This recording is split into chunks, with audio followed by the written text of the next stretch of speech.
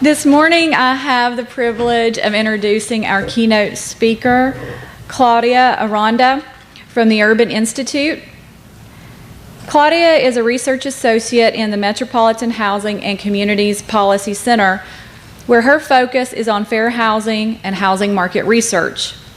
She returned to the Urban Institute in 2010 after serving as an education and legal consultant in her hometown of El Paso, Texas.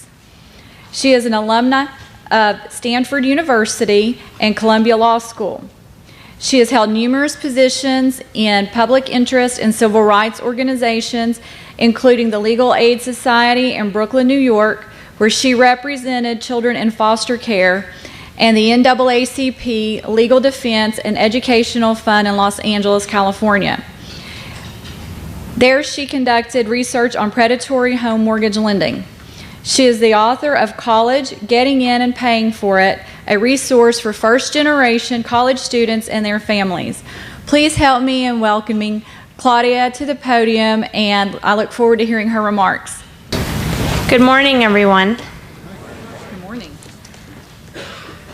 I feel like I should start by saying more about what the Urban Institute does more generally. Some people talk about it as a think tank, which makes people wonder really what we sit around and do all day. So we'll talk a little bit more about the findings of the study, but I did want to thank Tracy and all of the conference organizers. Thank you so much for inviting the Institute to participate in all of the important conversations that you'll continue to have today.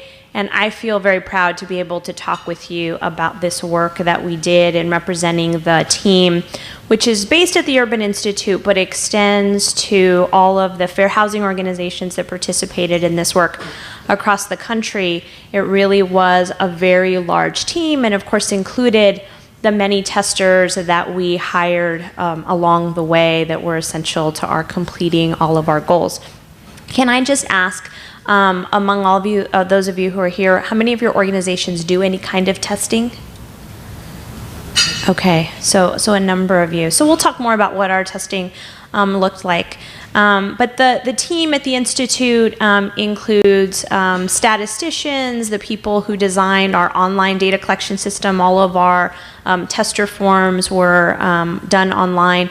And so it really includes a lot of diverse perspectives. As you heard, I have a legal background. I'm not a statistician. So our statisticians on the team would say that we were only in 28 cities.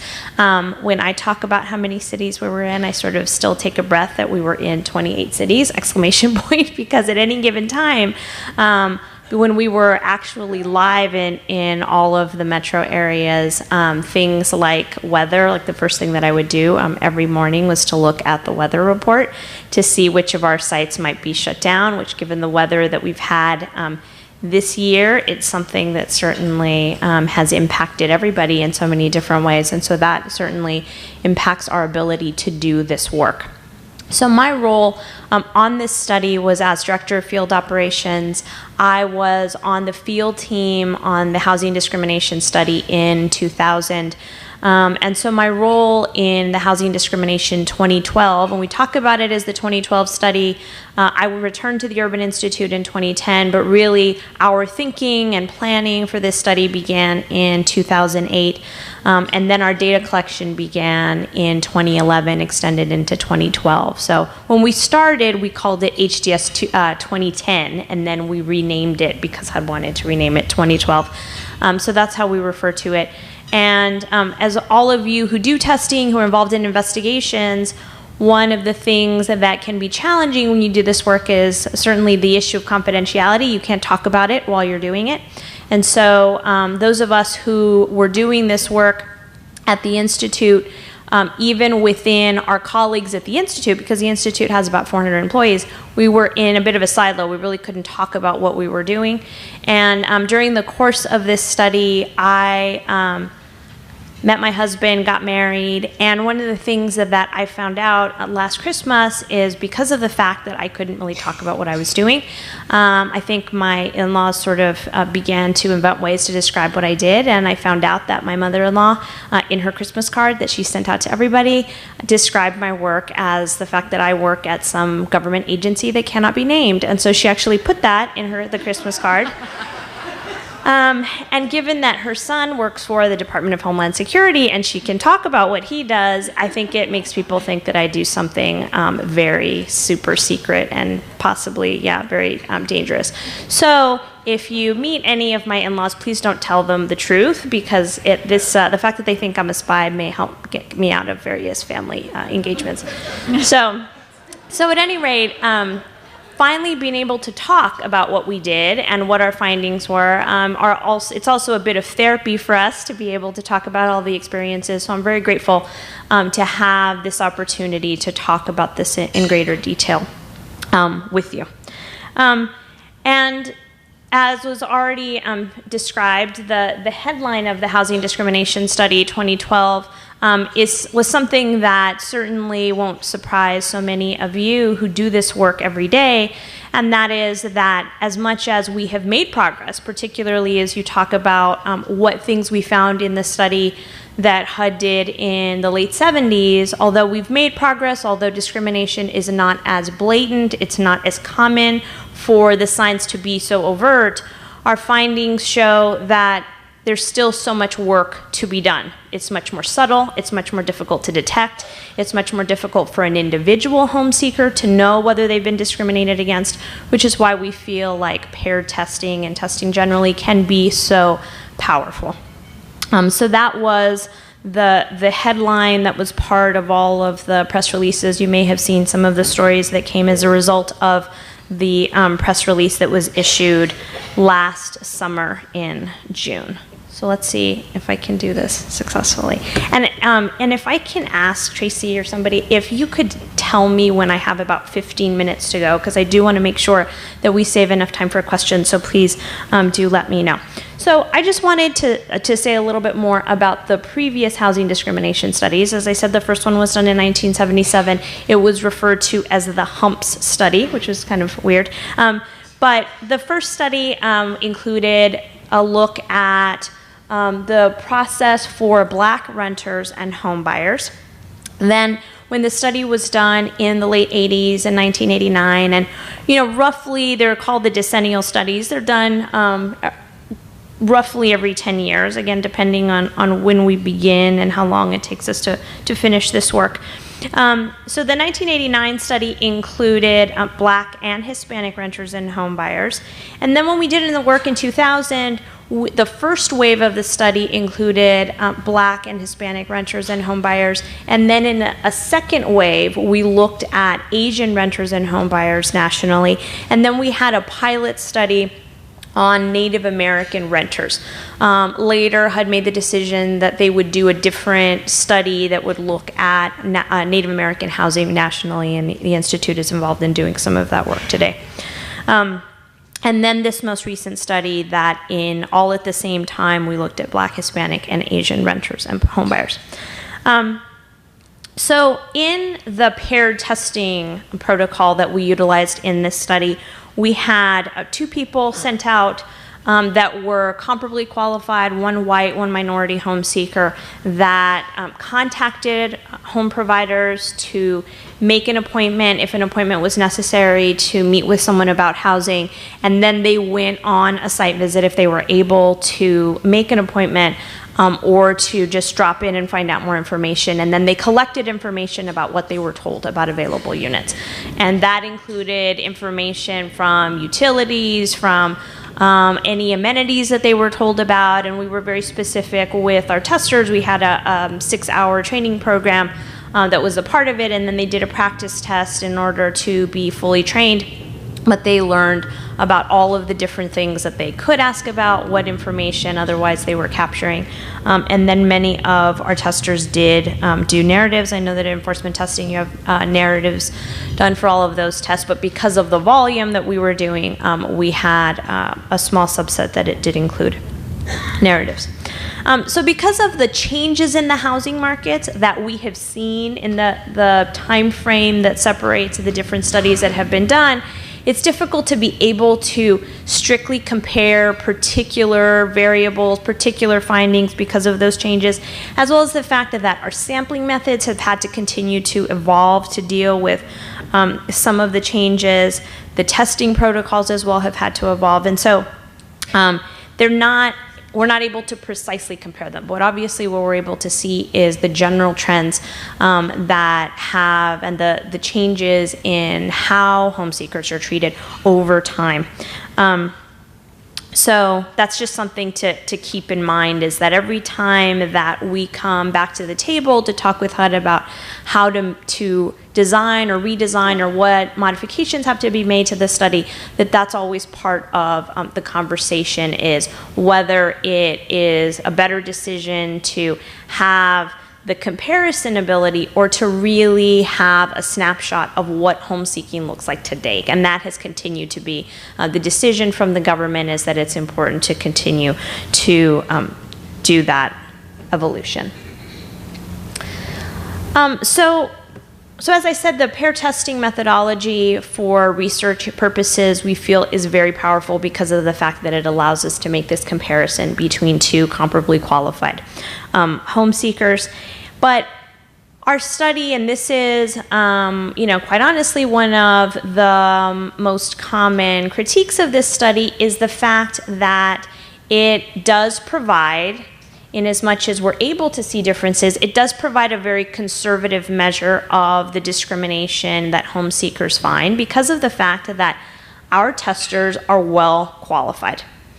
If you're a renter, if you're a home buyer, you have good credit, you have the money to be able to make a deposit. If you're renting an apartment, you have the money to be able to put 10% down on the home.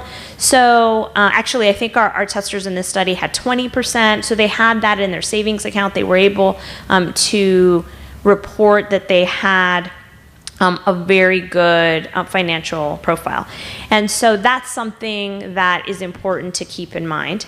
The other piece is that our testers, the fair housing organizations and other organizations that worked with us to do this work, that they were looking for diversity of testers, which meant that over the phone, in person, there were going to be differences in how they presented themselves.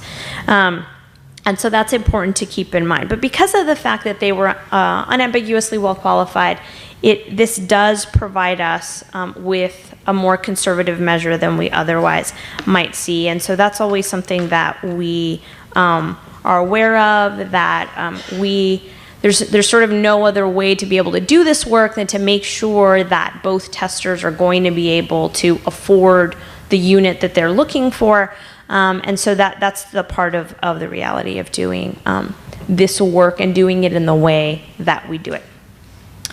So as I said, we've had to make these changes for each study to deal with the market as it is. And one of the things that we certainly worried about and thought about with our panel of advisors, that we talked about with HUD, was the issue about whether the foreclosure crisis that we had seen, about whether that would so significantly impact our findings, because it had such an impact in so many of the housing markets that we would be doing the work, is whether we should in fact not do sales testing. Whether in some markets the rental market had been impacted so much because of the foreclosures, whether that would also be something that we would have to be worried about. And ultimately the decision was, for each of these studies, it's a snapshot of what the markets are like at that time.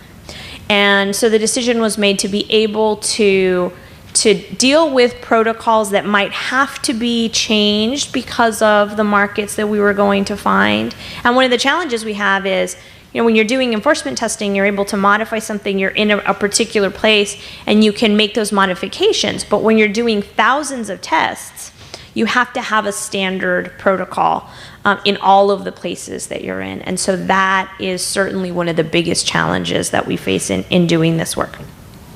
Interestingly, in some of the metros where we worried so much about the detection issue, about the fact that our testers would stand out so significantly in areas where the sales market was very slow. We thought, well, perhaps we'll have testers be able to spend time with housing providers. They won't have a challenge in finding them. And that's where we found that some agents who had been working only in the sales market, that they were doing much more work now in the rental market, and seemed to then have a lot more questions over the phone of our testers, wanted to know a lot more information about their financial background before even being willing to make an appointment. And so some of the things that we expected in the market didn't actually happen, and we were surprised by some of the other things that we found, particularly as we struggled at the outset to make sure that our protocols would work. Certainly, one of the things that we talked about with a lot of the fair housing groups that we met with at the beginning as we were designing protocols was the issue of whether pre-qualification on our sales testing side, whether that would be a significant barrier to our being able to do the work. So would testers have to produce a pre-qualification letter? And ultimately, we did see some differences that in some markets, and some of those markets were in the South, that in some of those markets you could not get an appointment unless you had a pre-qualification letter. And then we found some differences, though. If our testers told agents that they did have a letter, we found some differences in who would be asked to produce that letter once they actually showed up for the appointment, which I thought was one of the interesting things. And some of the things that also we on the field team sort of experience. We experience them anecdotally. It's some of the examples that stand out in our mind, whereas the statisticians are going to be looking at the thousands of tests, and certain things may not seem so significant to them. But we, as the field team, were the folks that had to try to overcome particular challenges. And so that's something that at the outset we didn't intend to do. We didn't intend to have our testers say, yes, I've been pre-qualified and this is the amount and this is the bank. And ultimately, we had to be able to make that modification to our protocol to be able to do the work.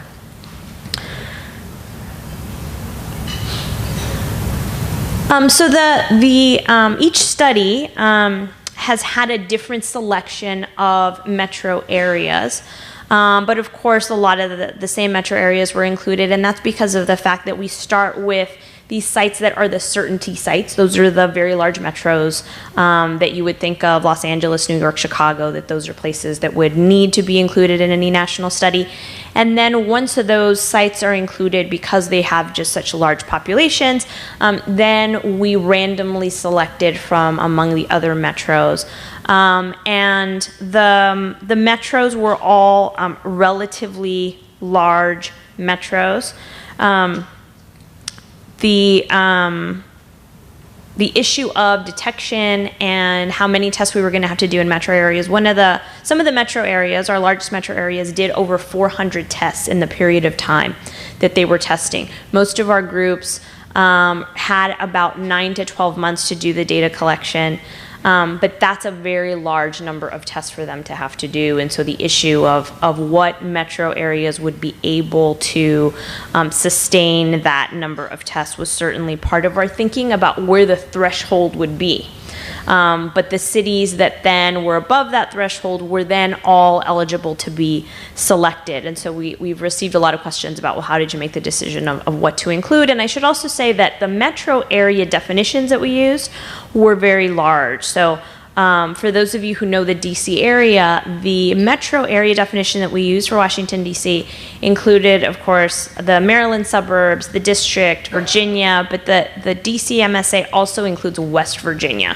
So the number of hours that we're talking about if you drove from one edge of a metro area to another were very significant. So that was also one of the things that we dealt with in implementation. And because of the size, sometimes we had to modify the MSA definition just a little bit because it just wasn't feasible. So I think we didn't end up doing a lot of work in West Virginia because most of our testers were in the district. So there was just the challenge of being able to do that work. So I wanted to say a little bit more about the testing protocols themselves. I said before that we looked at the process, or I may not have said this, that we looked at the process just prior to application. So none of our testers filled out applications. They stopped short of that. If they were offered an application, they certainly accepted it. And then one of the things that we did track after the site visit was whether our testers received any follow-up contact from the housing providers. So for 14 days following a site visit, we did track whether they received any additional information.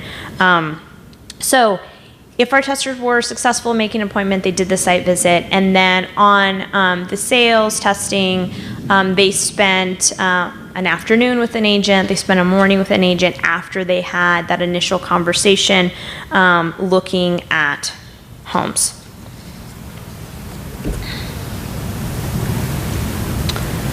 So as I said, we did thousands of tests. We ultimately completed over 8,000 tests nationwide, and that's split between the rental and the sales tests.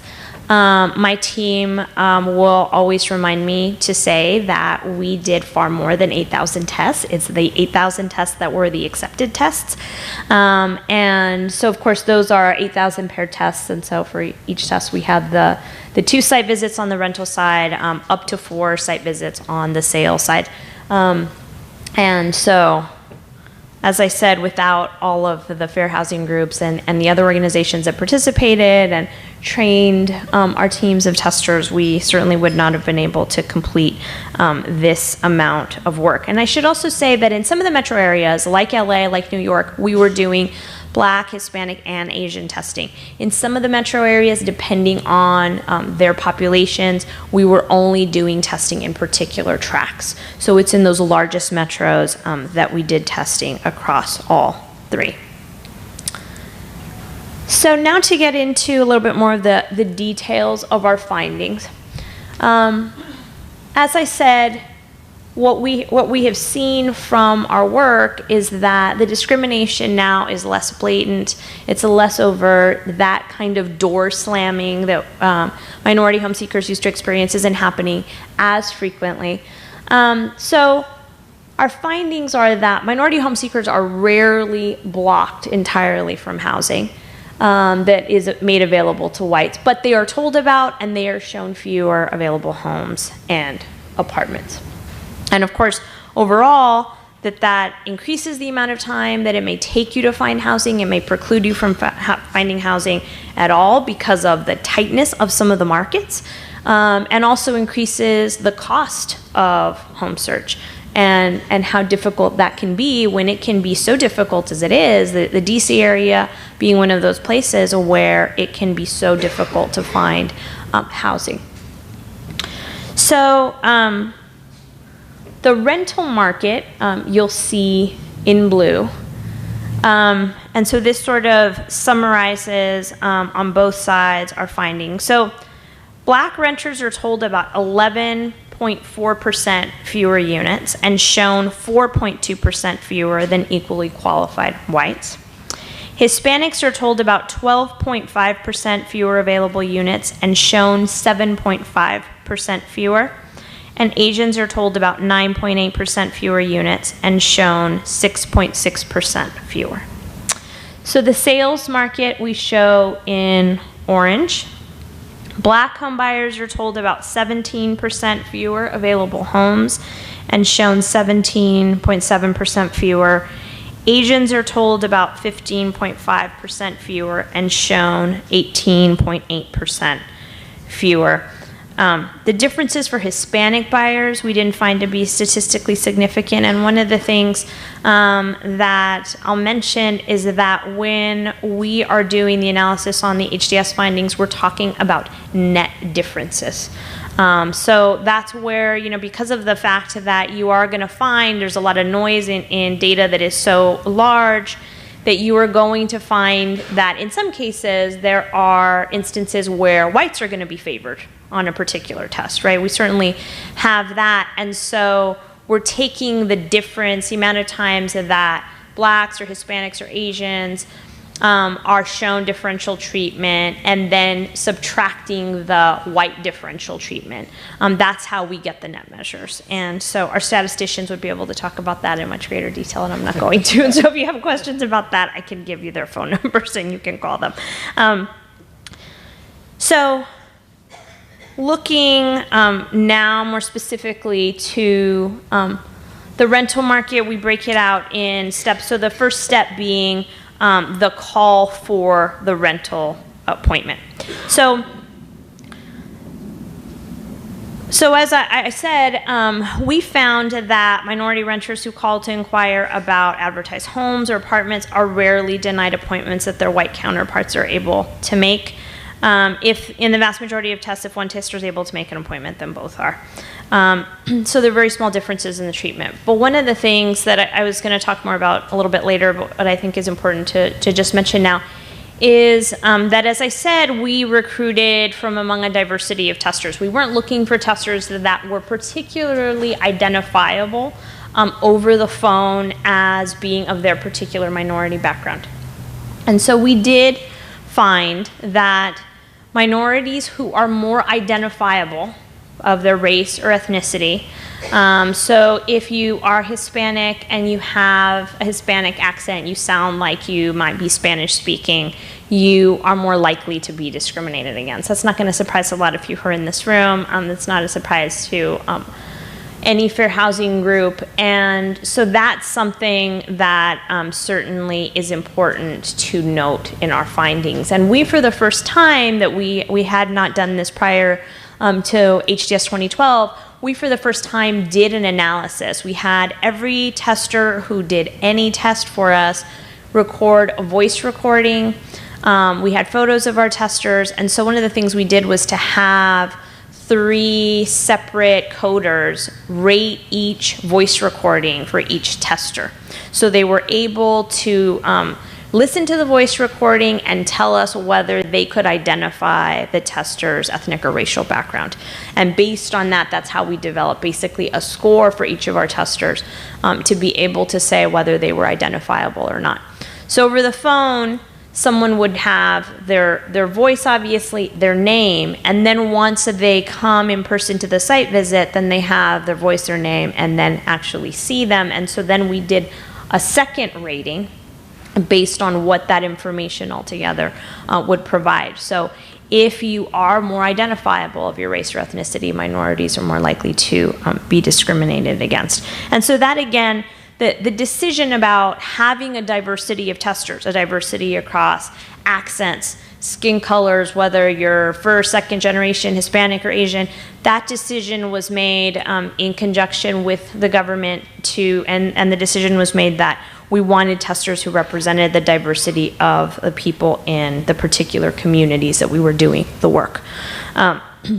But that secondary analysis that we were able to do, I think, is a very important one, and I know supports the experience that a lot of fair housing groups have, particularly when you're just doing phone testing, the issue of the challenges for certain home seekers to be able to get appointments. So that was step 1. And then in the second step, in the in-person meeting with the housing providers, when renters were able to meet in person with the housing providers, so they're actually able to be there to talk about housing, they're almost always told about at least one available unit. So that was for both testers.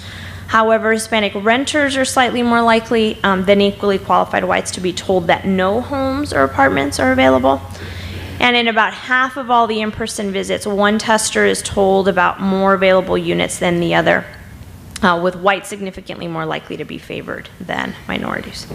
So as we said, Black, Hispanic, and Asian renters are all told about fewer units than their white counterparts.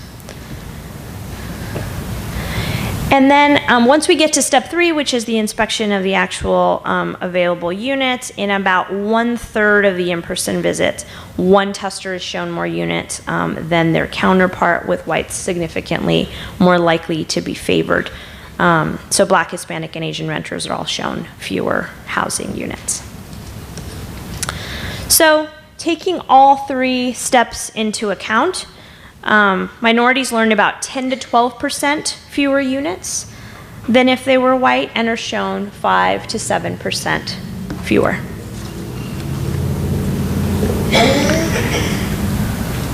So then turning to the sales side.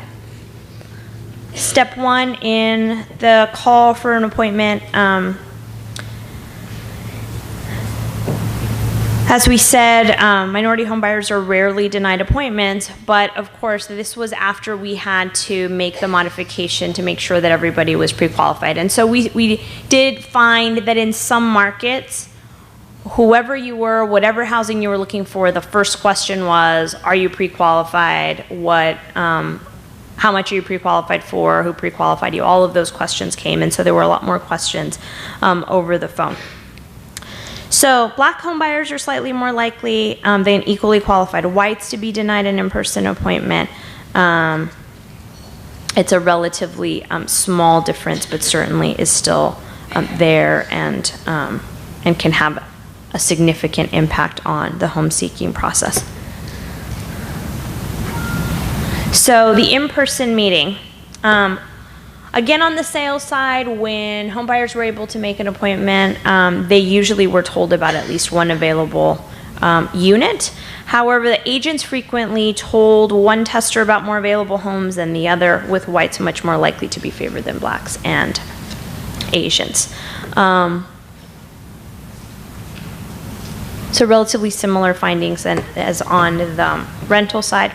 So in about 2/3 of the in-person visits, one tester has shown more units.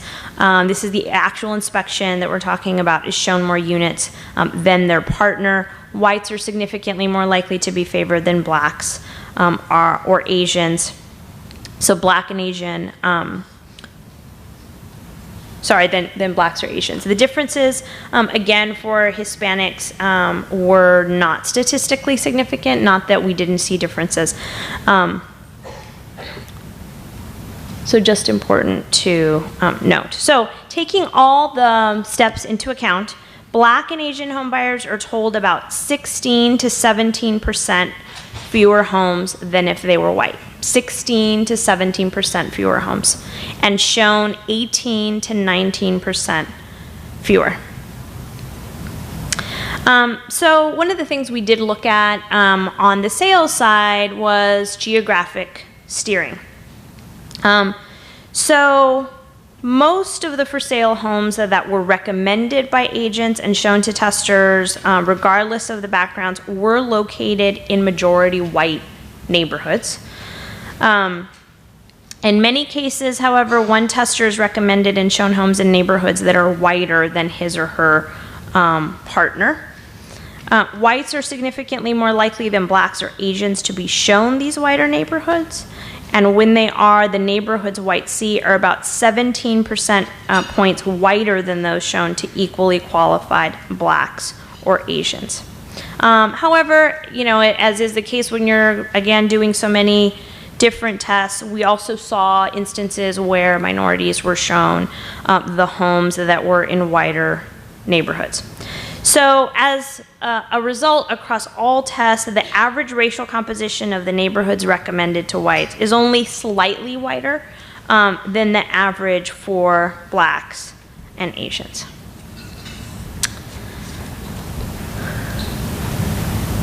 So those were the findings on both the rental and the sales side. And as I said, I was sort of jumping ahead and saying a little bit more about the identifiability of our home seekers because I felt like it was important at the front end. So I won't go over this again. But I think this issue, again, about identifiability and the impact that if you are more identifiable by your race or ethnicity over the phone, that you are going to have more challenges looking for homes.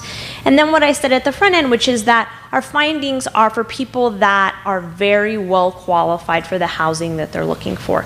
So when you are more marginally qualified, when you may not have as excellent credit, when you combine all of those issues, I think the implications for which home seekers are going to have more challenges looking for housing are very significant and are certainly part of the concerns and the work that the Urban Institute wants to continue to be able to work with housing organizations across the country on, is that issue of who has the greatest challenge in searching for housing, in finding housing that is affordable, that is safe, that may actually have amenities that people want as well, that it not just have the minimum requirements of having a place to sleep. So that combined is certainly something that we continue to want to address. So one of the things that I'll just say a little bit more about how we were able to actually do this work, and how we had this team based in DC but did this work nationally, and that is that we did have a team at the Urban Institute that was responsible for working with about 5 or 6 organizations each, and so they were at UI, because we had this online data collection system, able to look at the data from tests as they were collected, and were able to make sure that all of the information that was submitted was comprehensive, and that's how we were able to make sure that all of the protocols were being followed consistently across the board, regardless of where we were. And I have said that a lot of the organizations were fair housing organizations. There were some metros that we were in that had no fair housing organizations, and so we worked with other community organizations that some of them had never done testing before, had very little experience in housing, but we faced the challenge of either helping to bring an organization that was new to the housing field up to speed on what testing was and what fair housing is, or else not being able to include that metro area in our work. So we did have a number of other organizations involved as well. And one of the things I mentioned at the front end is that because of the changes in the market, we worried a little bit about being able to conduct this work successfully. And one of the things that we certainly anticipated a little bit, but had to overcome, was the challenge of the extent to which housing providers will, just like all of us use social media, that housing providers will also use social media, just in terms of the challenge of being able to do testing, which I know that many of you that do testing on a regular basis, I'm sure are having to face and work around, as well as the issue of, in doing thousands of tests, of being able to have enough people who are able to do the work successfully, but will also be able to continue to participate. And one of the things that we did say at the front end was that we felt that even though we had the challenge of some of our markets that had a lot of foreclosures and have been hit by really tough times, that maybe one thing that we'd be able to do in certain communities is to have a lot of people who would be interested in being testers, because we have a lot of people looking for work. And one of the things that we faced is that because of the level of underemployment in so many of the communities that we were in, that we had a lot of people who would say, yes, I absolutely want to do this, and they'd come to the training and we train them, and then 2 weeks later they'd get a call that they got a part-time job and it's an indefinite kind of position, and ours was for a short period of time. And so we were constantly finding people and training people and retraining them. And so that was definitely a challenge. In the work that we did in 2000, we had a lot more testers who were otherwise employed, who were doing this work because they care so much about the issue. And so that was definitely a challenge for us in being able to do the work. The other thing that was a challenge for us was the turnover of the leadership, either an executive director or project manager of the organizations that we were working with. So during the course of our data collection period, which I said was about 9 months to a year for most organizations, but some organizations started sooner than others. During the course of our work, we had a third of the organizations that we worked with have a change in executive director or project manager. And so that proved to be very challenging. And it was also because so many of the groups that did have that kind of turnover were fair housing organizations, has made me to continue to worry about the state of some of our fair housing groups across the country. And certainly, as all of you know, the challenge of being able to have enough funding to do the work, to do all the work that you want to do, is always a challenge. And so we certainly tried to provide as much support to those organizations who, as you know, if you lose an executive director, the challenge, particularly if it happens relatively quickly, the challenge of then being able to handle all of the responsibilities and the work that's ongoing, that an organization can be in a state of transition for a very long time. And so that was something that we certainly were impacted by and faced as we did this work. So just to talk very briefly about some of the recommendations that we made to HUD and that we certainly want to continue to help address, just to say very briefly, and then I'll ask you to let me know what your questions are. So even though we feel like the findings of HDS 2012 tell us that we're continuing to head in the right direction, that so much of the education that so many fair housing and advocacy groups are doing across the country have had so much of an impact, that of course so much work has to be done, so much has to continue, and that the issue of discrimination being so difficult to detect in so many cases is that our enforcement cannot and should not rely solely on complaints of discrimination, because of the fact that individuals may not know when it happens.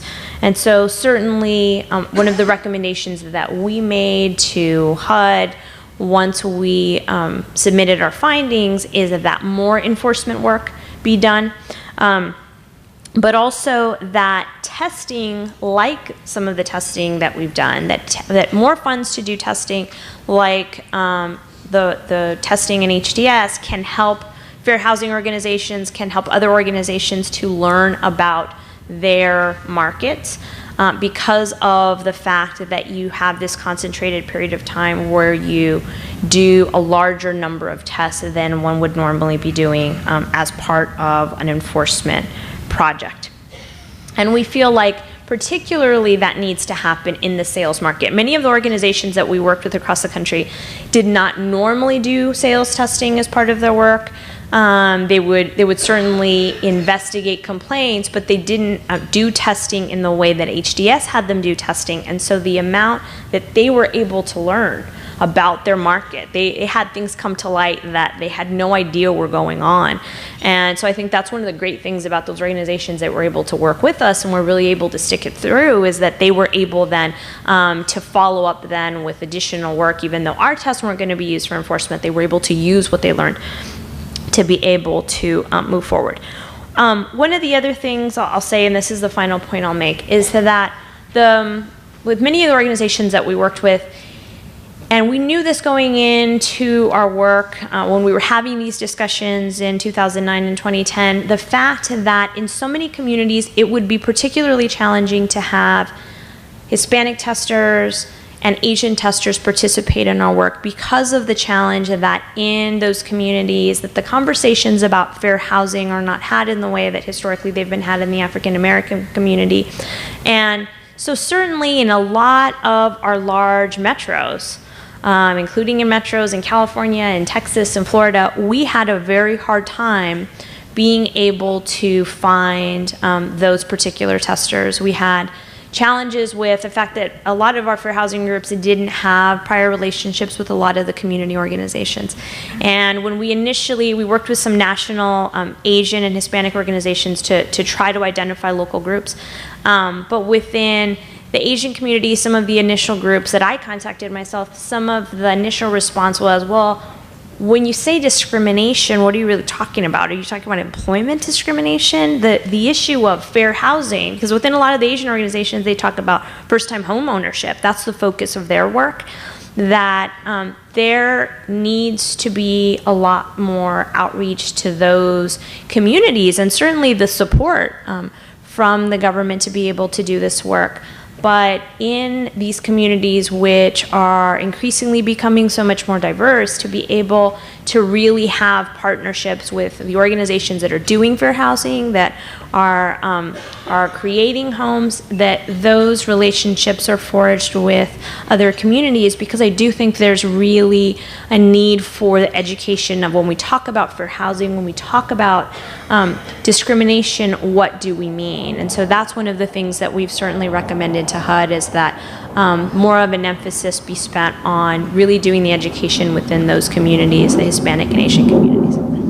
So what questions might I answer? And like I said, I'm not the statistician, so don't ask me really technical questions about numbers. I can answer some of the questions, but not a lot of them. Yeah. Hi, my name is Matt Lieber. I'm with KC United, working with public housing residents here in East Nashville. I really appreciate the information you shared. I'd also, MDHA did a study on impediments in 2013 that shared that wealthy black folks in Nashville or Middle Tennessee were less likely to get a loan than poor white folks in Nashville. And wanted to hear if you could share about that component. I know that wasn't part of this study, but if you could expand to that. It found that they were less likely than poor home seekers who are African American. No, poor white, so poor wealthy white, black right. families. Yep. Yeah, well, and I think that's the challenge here. I think of the issue of this is a complicated set of characteristics that when we're designing the study, that we have to be able, as I said, to design it so that it's not the income issue that's going to be the reason for why someone is sort of stopped at the door, right? And that's why the issue of making sure that that our testers are going to have enough resources to be able to qualify for housing. And so that's why they're set where they are. But I think the issue of the issue that you said of clearly the race issue, it's not like we're saying that's not at play, right?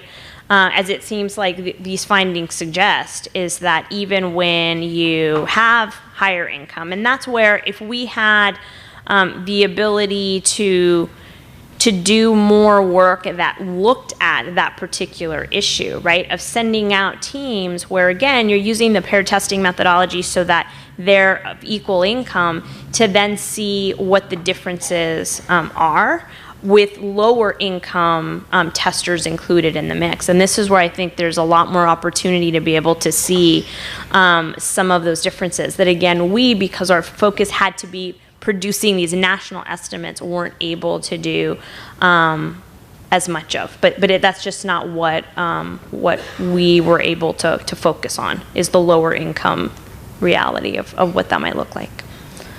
Thank you. Hi, my name is Cheryl Jett, and I work with Tennessee Housing Development Agency.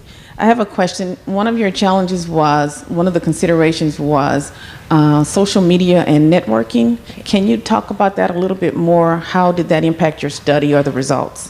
Yeah, so one of the things that we were worried about, and that we have to continue to worry about throughout, which is why the confidentiality is so important, which is why we think so much about disclosure, about how it is, and I should have said more about what I mean by that, how housing providers might find out that a study is happening. So that if our testers who get excited about coming to a training change their LinkedIn profile and say, hey, I'm working on HDS 2012, that then that could shut us down, right? And the challenge in 2012 as opposed to HDS 2000, when we are now living in a time where people's networks are so vast and extend to many different people, and on Facebook, you can have friends from all over the country and all over the world, that if we had a disclosure event happen in a particular metro area, that could have affected our being shut down in many places at the same time. So that's what I meant by social networking, is we had to really talk with our testers about making sure that they didn't, send a tweet saying, hey, I just did a test, this is what I just found out, because it's so easy for people to do. And so we had to constantly remind them and ourselves and each other that was something that we had to be really careful about. Hi, I'm Carly Roberto. I work with Statewide Organizing for Community Empowerment, and we work on housing issues in Middle Tennessee. And I was wondering, did you collect data or information about where you were getting the listings from that the people were going to test? Did the individual testers look up these listings, or did you offer them to them? Were they predominantly online, or were you going through realty businesses? That's a very good question, and our sampling team would be upset with me that I skipped over that part. And that's so. Let me say a little bit about that. Our sampling was random sampling, so we every week we're collecting ads from online sources. And we know that not everybody looks for housing online, but we know that in a lot of metros, a lot of people are looking for housing online. And in 2000, our sampling was done from actual newspapers that were FedExed every weekend to the Urban Institute, and we actually sampled with a really large grid that our sampling team had designed. And we took the grid and we put it on top of the newspaper, and that's how we selected ads. And in 2012, it's done online, and our IT team, our sampling team worked together using our online system to be able to have that sampling happen rather magically. There's a lot of work behind it that I certainly don't fully understand, but it is a random sample from a number of online sources, both on the rental and the sales side. And so that would be made available to the organizations that were doing the work every week. And then they had to, because they were randomly selected in the order that they were available to the groups had to take them in that order. And so they were to then use each one to find out more information about what was available. It could be that by the time they're making contact on that ad that it's no longer available, and then it's ruled ineligible. There were a lot of other criteria that would cause housing to be ineligible. But yes, so not even the coordinators who were working locally were making those decisions, and that's because we wanted to make sure that it really was a random sample of housing providers, and not that they were pre-selecting where they might go based on any prior knowledge. So that's a really important point. And that's something we also tried to really emphasize with our testers is these are not organizations that we have any prior information about, and so we did explain to them the fact that that's how we would come to select sites. Good morning, Arlene Cummings with MDHA. I have a question. You said roughly 20% of the study was discriminated against. Was the realtors or the study that it was done to made aware of this to change that information? So let me make sure I understand your question. So those on those tests where we did find discrimination, were the housing providers informed? After. Yeah, no. They were not informed. And as I said before, the tests that we did, certainly they're not good enforcement tests anyway, but certainly our work would not be used for enforcement. But the fair housing organizations that did the work, once you know something, you can't unknow it. I don't think those organizations forgot some of the most blatant forms of discrimination, so what they do about that. And certainly, after the 2000 study, there was a lot of very specific work that came as a result of our findings that then focused on what particular things were found in particular areas. And so we certainly expect and hope that continues to be the case now that we finish with this study. So one more thing that I'll say is that for those of you who would like to read the report, the full report is a big stack. It is large, but if you are so inclined, it is online. It's at urban.org. You can also, there's the executive summary, which you can, read over breakfast, but then there's the full report as well.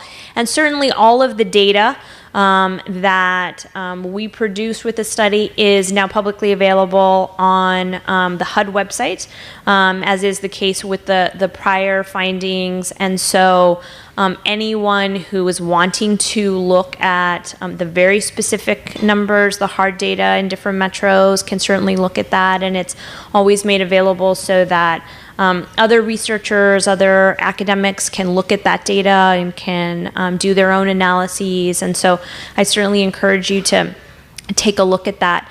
The executive summary on urban.org, you can find it there. And I also wanted to recommend to you the Urban website for all kinds of other information. The Institute has many different policy centers. The largest one is on housing, and because of the fact that we have our history based in the Johnston administration, we certainly have a history of working on housing, on education, on a lot of civil rights issues, and so there's a lot of good information on the Urban website that might be very interesting to you, might be helpful to you in your work.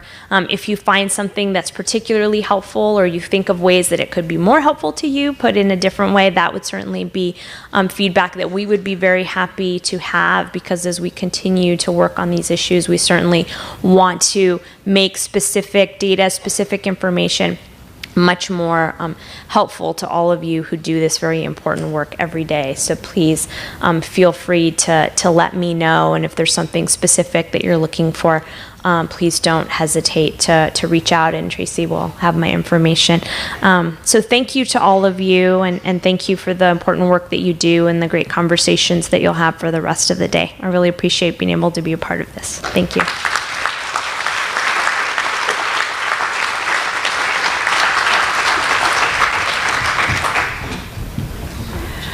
Thank you, Claudia, and to your team for really calling to light the subtle discrimination that now exists, because I'm sure many people that are seeking housing or to rent don't even know this is occurring.